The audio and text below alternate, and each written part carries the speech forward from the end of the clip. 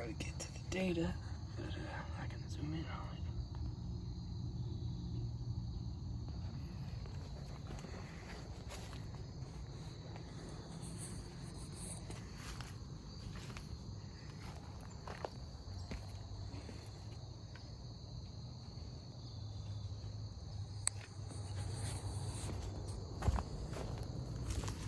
Doesn't run right now because the inside unit is messed up with the plenum, causing the lines to freeze up a lot, so I haven't been able to run it for a while.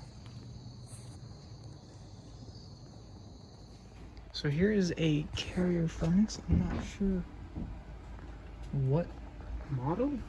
I don't really remember the inside models, but it is paired with a Goodman coil right here.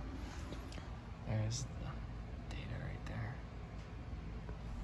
But the plenum is what she has been told is the problem to why the unit does not run very well, which I believe it. This is terrible, and it's not even taped up. I actually came and taped it up before one time, as I stick my hand in a giant spider web. Here's the carrier down here. I would take the cover off, but I'm not going to be doing that. Yeah, here's the indoor unit. Ductwork is terrible. Was home warranty work before, and it'd probably be home warranty work again, which is not the greatest usually. Got some paperwork for it here, I think. But yeah, look at how jacked up that plenum up there is. It sucks. Really does. Really does.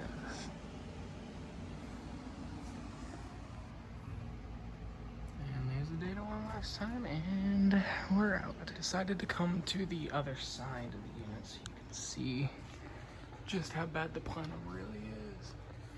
Well, it's a lot worse, but when it's on, you can feel the air coming out and all that, and some of the tape I put on is already coming off, but... Oh, hot water heater just turned on. But yeah, look at how terrible this is.